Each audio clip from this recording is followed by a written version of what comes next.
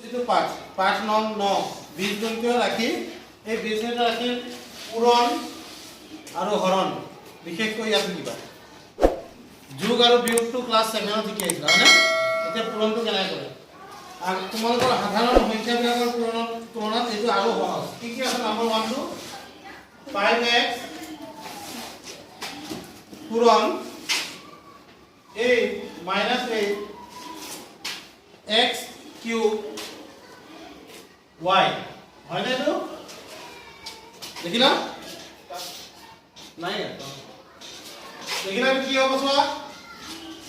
ইয়াত পূৰণটো কেনেকৈ হয় চোৱা এইটো সংখ্যা নহয় জানো 5 5ৰ লগত কি পূৰণ হ'ব 8 5 পূৰণ 8 8 মানে -8 দেই এই ব্ৰেকেটটো ইয়াত চোৱা নিদিলেও হ'ব ব্ৰেকেটটো তাতে দিয়া 5 পূৰণ 8 পূৰণ এই x ৰ লগত কি পূৰণ হ'ব x কিউব আৰু y টো ইয়াত লাগিব হ'ল দেখিছা এতিয়া 5 8 গুণ কিমান 5 8 গুণ এতিয়া এইটো 5 টো হ'ল পজিটিভ ইন্টিজাৰ মানে ধনাত্মক অখণ্ড সংখ্যা আৰু এইটো হ'ল ঋণাত্মক ধনাত্মক অখণ্ড সংখ্যাৰ লগত ঋণাত্মক অখণ্ড সংখ্যা পূৰণ কৰিলে উত্তৰটো ঋণাত্মক হয় x পূৰণ x কিউব x কি হৈ যাব জানা x ৰ ওপৰত হৈ যাব 4 কেনেকৈ এই x মানে হ'ল x ৰ ওপৰত এটা 1 আছে এই ওপৰৰ ঘাতবিলাক কি হয় যোগ হৈ যায় y কি হ'ব y টো যেনেকৈ আছে তেনেকৈ থাকিব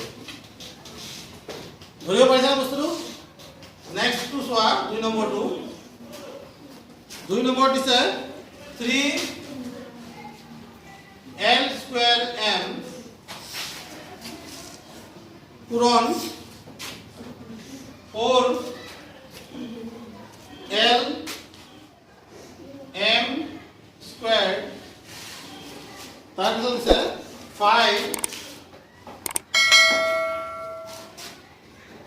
m n এতিয়া এই পূৰণটো তোমালোকে কি কৰিবা চোৱা এই সংখ্যাবিলাক একেলগত পূৰণ হ'ব 3 পূৰণ 4 পূৰণ 5 হ'ব l ৰ লগত n স্কয়াৰ আছে l স্কয়াৰ লগত কি পূৰণ হ'ব l পূৰণ m ৰ লগত কি পূৰণ হ'ব m স্কয়াৰ এইটো আৰু m আছে m টো আহিব আৰু n টো অকলে আছে n টো ইয়াত থাকিব হৈ গ'ল তোমালোকে ব্ৰেকেটৰ সহায়ত দেখাব পাৰা নেদেখাও হ'ব এতিয়া চোৱা 4 5 গুণ কিমান 4 5 গুণ 20 20 3 গুণ কিমান কিমান হ'ব 60 l ৰ ওপৰত ঘাতটো কিমান হ'ব কোৱা ইয়াত l ৰ ওপৰত কি আছে 2 আছে ইয়াত কি আছে 1 2 1 l কিউব হৈ যাব কি বুলি কয় l কিউব m কি হ'ব চোৱাচোন m ৰ ওপৰত কি হ'ব ইয়াত আছে 1 ইয়াত আছে 2 ইয়াত আছে 1 1 2 3 3 1 আৰু ইয়াত কি বুলি পঢ়িবা m raised to the power 4 কি বুলি পঢ়িবা এইটো হ'ল l cube m raised to the power 4 আৰু লগতে কি আছে n এইটো হ'ল 2 নম্বৰৰ উত্তৰ হয় না এতিয়া আমি যাওঁ ইয়াৰ পিছৰটো ইয়াত এখন টেবুল দিয়া আছে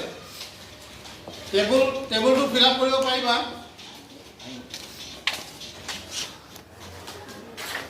এই টেবুলখন ফিল আপ কৰিব চোৱা